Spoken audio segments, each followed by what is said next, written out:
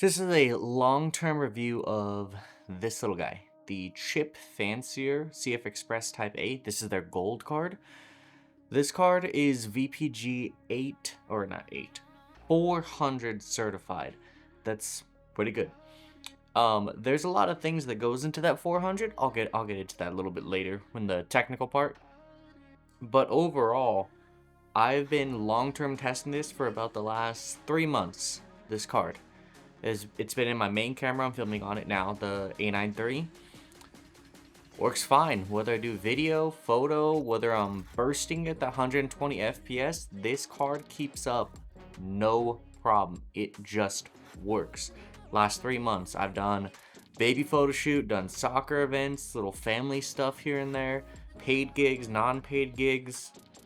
This might go too. Like, I love it because whenever I am reviewing footage, it's very quick. For the burst stuff, obviously it writes to the card really fast. I can review it really fast. But then when I'm offloading footage, like we all know with the V60, V90, you can offload about 200 megabytes a second. With this bad boy, you can offload about 600. And this is a $140 card. 256 gigabyte. There's one card on the market that is of the same capacity yet cheaper, but still VPG 400. And like I said, I'll get into how VPG 400 works because it's a really big technical deep dive. There's a lot of money involved in getting that VPG 400 stamp. It's a lot of money and time investment. Like, there's a lot of money investment, but a quality investment. Like, these cards aren't nothing. Like, there is a huge quality backing to this and money backing. So any card that has this is not a cheap throwaway card. Like, they're in it for the long term if they get that 400 certification. So we'll do the technical breakdown now, but guys, remember, vote with your wallet. You want good, high quality cards that are cheap? Buy good, high quality cards that are cheap. This is one of them. Later on, we'll discuss a slightly cheaper card that I haven't looked at yet, but does look good. And then on the other end of the spectrum, other cards that are like super good and high quality.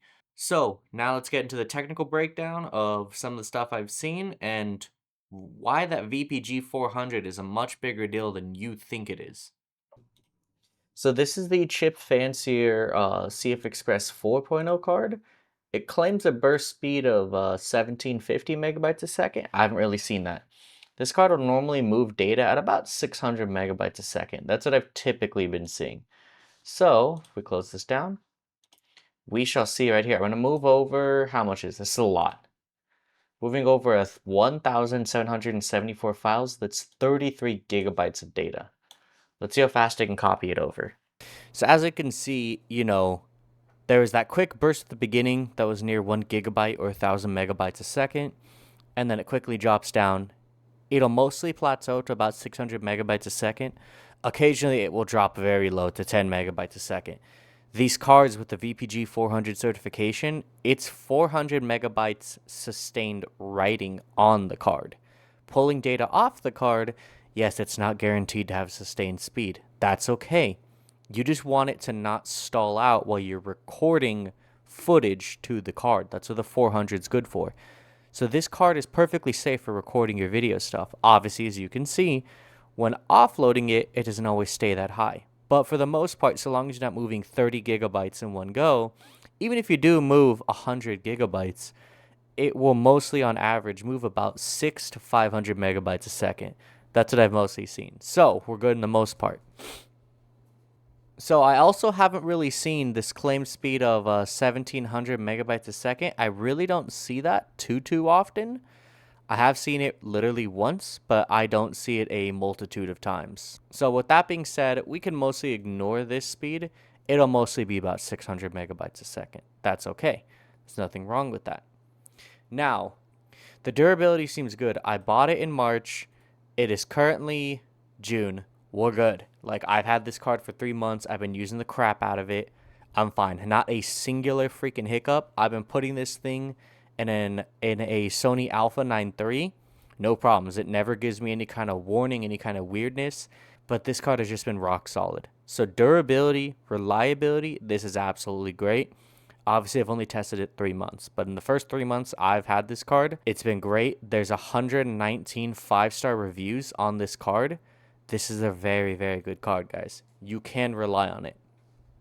So, now getting into the deeper part of this VPG 400 certification. So, I dug myself down in a little rabbit hole, seeing of how the heck do they get this certification? Well, funny you guys should ask that. There is actually a membership to this by the Compact Flash Association.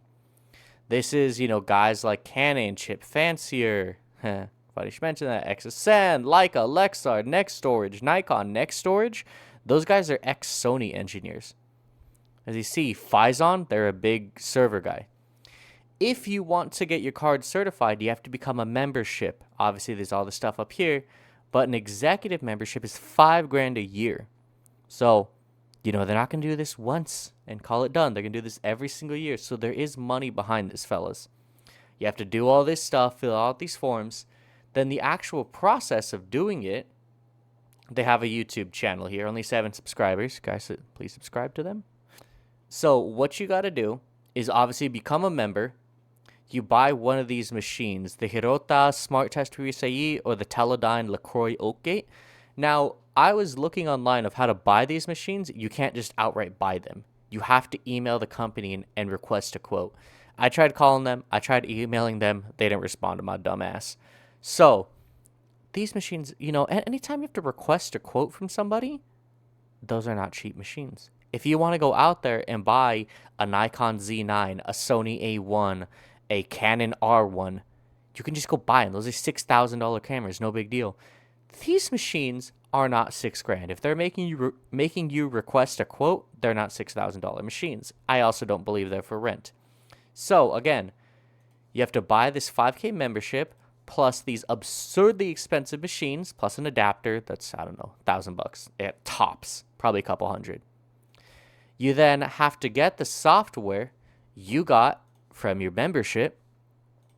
Get the software, run all your little tests. Once you gather up all your little data, you then take it to a third-party reviewer, which is specifically Granite River Labs. Now, Granite River Labs, these guys are the real freaking deal. They certify everything. Your USB cables, quality USB cables, they've been certified. Oh, look, they work with the CFA. They work with DisplayPort. They work with HDMI, Thunderbolt, PCIe, Intel. Like, these guys are the real freaking deal. So, you have to buy your membership, buy those crazy expensive machines, gather your data, send it out to Granite River Labs so they can double check your data. Once everything's on the up and up and you're all certified, you then come back to the CFA and they put it on their list of VPG cards because obviously some people can lie and put that 400 certification when they don't actually have it. So a good way to double check if you're extra paranoid, you can look and see, is it on this list of, of VPG cards? Of course, if we look Chip Fancier, like, ta-da, their 400 card is right there. So bada bing, bada boom. So that is what goes on there. So Chip Fancier, when they make these cards, these are not cheap cards. They didn't put 10 grand into this card. They put tens and possibly hundreds of thousands of dollars to getting that 400 certification. Obviously, the 400 certification does not guarantee long-term durability or longevity. It just guarantees a minimum write speed. But part of that write speed is it's 400 till you fill the card up. They verify that.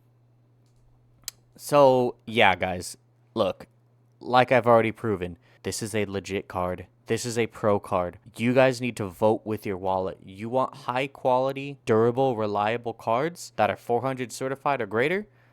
Buy high quality, durable cards. Vote with your wallet. I highly recommend it. 2 thumbs up. I've had this for the last 3 months. This is fine. It works great. You're not going to have any freaking issues. Vote with your wallet. You don't want to buy OEM Sony cards that are bajillion dollars? Don't buy them. Buy the alternative. Force Sony to bring their prices down. And they have been bringing their prices down.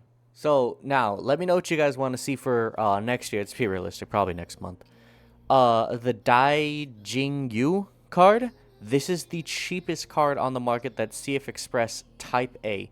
For 256 gigabyte, you're getting $114.